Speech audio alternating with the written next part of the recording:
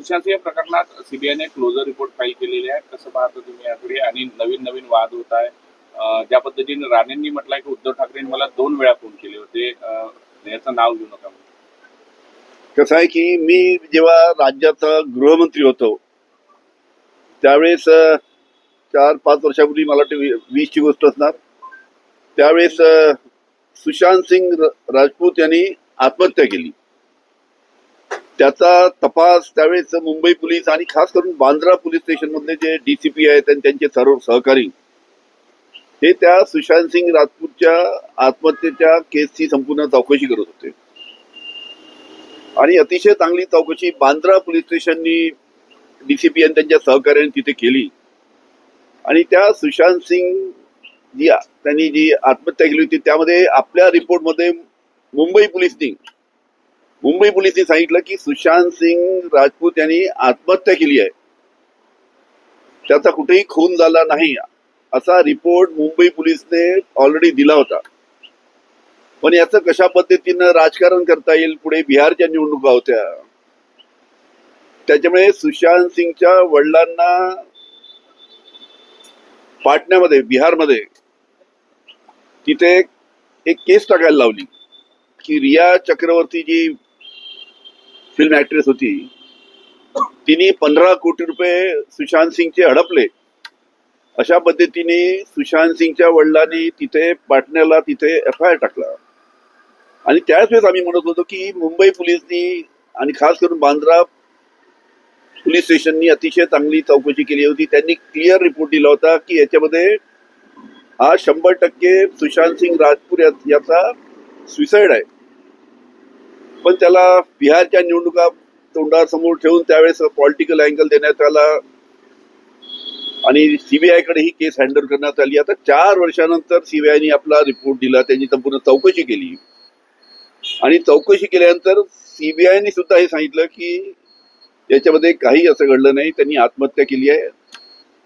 आणि closure report सीबीआयने काल ते कोर्टामध्ये दाखल केला.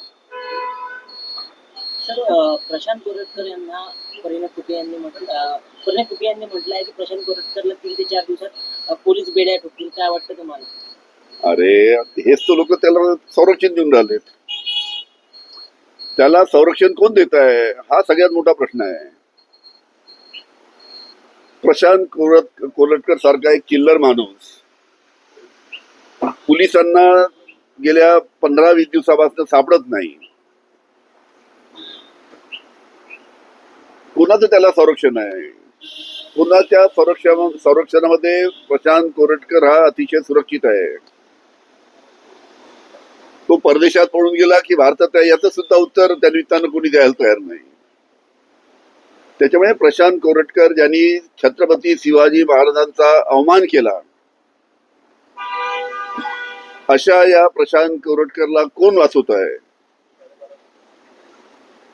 नागपुरांचे अनेक लोकांची त्यांच्याशी संबंध आहे जे सध्या सत्तेमध्ये आहे. त्याच्यामुळे प्रशांत कोरटकरला लवकरात लवकर पोलिसांनी पकडलं पाहिजे. आणि कोल्हापूरचे पोलीस जेव्हा नागपूरला येतात त्याला सुद्धा आपल्या नागपूरच्या पोलिसांनी सहकार्य केलं पाहिजे, कारण की महाराष्ट्राचा पोलीस एक युनिट आहे आमचं. त्याच्यामुळे एकत्र मिळून कोल्हापूर पोलिसांनी नागपूर पोलीस यांनी एकत्र मिळून कारवाई केली तर लवकरात लवकर प्रशांत कोरटकरला पकडण्यामध्ये यश मिळेल. कुठेतरी नागपूर पोलीस सहकार्य करत नाही असंही बोललं जात आहे. चंद्रपुरात प्रशांत कोरटकर लपून असावा किंवा 2 दिवसापूर्वी तो हॉटेलमध्ये होता असंही बोललं जातं. असं आहे की तुम्ही आता पाहिलं मधल्या काळामध्ये तो बीडचा कोण खोक्या, आता त्या खोक्याला पोलीस शोधत होती. खोक्या सापडत नव्हता. खोक्या भोसले तुमच्या लोकांना अर्धा तास इंटरव्ह्यू देत होता आणि तो पोलिसांना सापडत नव्हता. तुम्ही लोक त्याला शोधून त्याचा इंटरव्ह्यू घेऊ शकता, मीडियाचे लोक, पण पोलिसाला शोधू शकत नाही. अशा पद्धतीनं जे चालू आहे त्याच्यामुळे लवकरात लवकर प्रशांत कोरटकरला अटक केली पाहिजे, त्याला बेड्या ठोकल्या पाहिजे आणि त्याच्यावर कडक कारवाई केली पाहिजे. केंद्र सरकार- दिशा सालियन प्रकरणामध्ये ठाकरेंनी मला दोन वेळा केंद्र सरकार- दिशा सालियन प्रकरणामध्ये ठाकरेंनी मला 2 वेळा फोन केला असा दावा नारायण राणेंनी केलेला आहे आणि आदित्यचं नाव पत्रकार परिषदेत घेऊ नका अशी विनंती केली आहे. तर नारायण राणे त्याला जोडून माझा प्रश्न आहे की नारायण राणेंनी हे सुद्धा दावा केलेला आहे की सुशांत सिंगचा जेव्हा खून होत होता तेव्हा तिथल्या उपस्थित एका नोकऱ्याने तो व्हिडिओ घेतला होता आणि हे सारे पुरावे योग्य वेळी देईल तर त्यांनी आधी का दिले नाही, काय वाटतं? असं आहे, जे आता सध्या दिशा सॅलियनचं जे प्रकरण चालू आहे हे फक्त ठाकरे परिवाराला बदनाम करण्याचं राजकीय षडयंत्र आहे.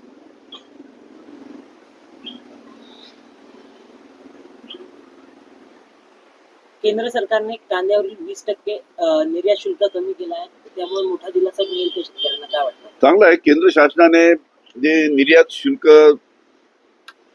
जे कमी केलं त्याच्यामुळे आता कांद्याला चांगले भाव मिळेल. पण तशाच प्रकारचा प्रश्न आपल्या विदर्भामध्ये जो संत्रा होतो, जी मोसंबी होते आणि संत्रा मोसंबी मोठ्या प्रमाणात बांगलादेशला जाते आणि जितक्या मोठ्या प्रमाणात आपली संत्रा मोसंबी बांगलादेशला जाईल तेवढं शेतकऱ्यांना त्याचा चांगला फायदा होतो. पण मधल्या काळामध्ये एका किलोला 106 रुपये किलो हा निर्यात दर बांगलादेशचा होता. सातत्याने आम्ही मागणी करत होतो, आंदोलन केलं की निर्यात कर जो बांगलादेशचा आहे तो त्यांच्याशी चर्चा करून कमी करावा, जेणेकरून संत्रा मोसंबीला सुद्धा चांगले भाव मिळू शकेल. आणि त्या बाबतीत केंद्र शासनाने लक्ष घालून तशा पद्धतीचा निर्णय करून घेतला पाहिजे, जेणेकरून निर्यात कर जर संत्रा आणि मोसंबीवरचा कमी झाला तर चांगले भाव संत्रा आणि मोसंबी उत्पादक शेतकऱ्यांना मिळेल. जयकुमार गोरेंनी म्हटलं आहे की मी जेव्हा निवडणुकीत उभा राहतो तेव्हा तेव्हा माझ्यावर आरोप होतात आणि यासोबतच लोक माझ्या नावाच्या काळ्या बाहुल्या बांधून गावागावात बोलतात की मी निवडून नाही आलो पाहिजे म्हणून, काय वाटतं मला हे चुकीचं आहे? जयकुमार गोरे काय बोलले त्याला त्याचं काही मला माहित नाही. पण एक आहे, जयकुमार गोरेवर ज्या महिलांनी आरोप केलेत त्या महिलेला 1 लाख रुपये देऊन तिला अटक करायला लावली. तिच्याजवळ असं काय होतं की यांना तिला 1 कोटी रुपये द्यावे लागले. म्हणजे तिच्याजवळ काहीतरी जयकुमार गोरेच्या विरोधात काहीतरी पुरावे असल्याशिवाय तिला 1 कोटी रुपये कोणी देणार नाही आणि तिला 1 कोटी रुपये द्यायचं आम्ही दाखवून तिला अटक करण्यात आली. म्हणजे तिचं तोंड बंद करण्यात आलं. तिला काहीतरी बोलायचं होतं पण अशा पद्धतीनं तिलाच 1 कोटीचं आमिष दाखवून तिला अटक करण्यात आलं. म्हणजे जी बिचारी बोलणार होती, जिच्यावर अन्याय झाला होता, तिला शेवटी अटक व्हावं लागलं. नागपुरात हिंसाचार झालेला त्यामध्ये बांगलादेशी कनेक्शन आपल्याला माजी गृहमंत्री म्हणून काही सोर्सेस करते का, काय आहे, काय वाटते या सगळ्या? कसं आहे की नागपूर पोलिसने सुद्धा याचा खुलासा केलेला आहे आणि त्याची आता चौकशी चालू आहे. आणि चौकशीमध्ये आमचं एकच म्हणणं आहे की जो कोणी दोषी असेल त्याच्यावर कारवाई झाली पाहिजे.